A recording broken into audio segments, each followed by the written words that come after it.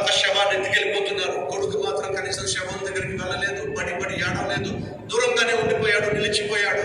ఇది గమనించిన ఒక బంధువు వెళ్ళి, ఒరే నాన్నని తీసుకెళ్ళిపోతున్నారు, నాన్న చచ్చిపోయాడు, నాన్నని తీసుకెళ్ళిపోతున్నారు, కనీసం చివరి సమయంలో వీళ్ళు చూడరు. నేను చూడడం అదే నాన్న చచ్చిపోయాడు కదరా, చచ్చిపోతే నాకేంటి, తీసుకెళ్ళిపోతున్నారు కదా, తీసుకోలేవాడి, ఎందుకు నాకు ఇష్టం లేదు.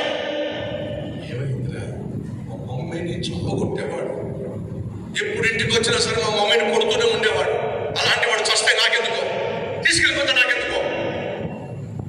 7 సంవత్సరాల వయసు అంటే వాడి గుండెల్లో నాన్న పట్ల ముద్ర పడిపోయిందండి. ఎడు తెలుసా, దుర్మార్గుడైనా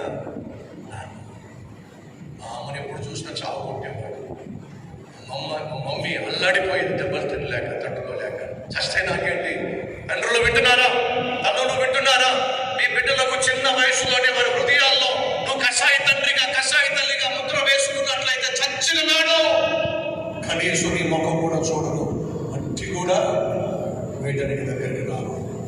అలాంటి దిక్కుమాలిన దౌర్భాగ్య స్థితిలో కన్ను మూయటం కంటే ఈ రోజే మనోనేత్రాలు తెరిచి, కన్ను తెరిచి, ప్రేమ కలిగిన తండ్రిగా, తల్లిగా నీ బిడ్డలను ప్రేమించే ప్రయత్నం చేస్తే, వాళ్ళ కోసం ప్రార్థన చేస్తే, పరిశుద్ధంగా మీరు జీవిస్తూ వారిని పెంచినట్లయితే బంగారం లాంటి భవిష్యత్తు, బంగారం లాంటి బిడ్డలను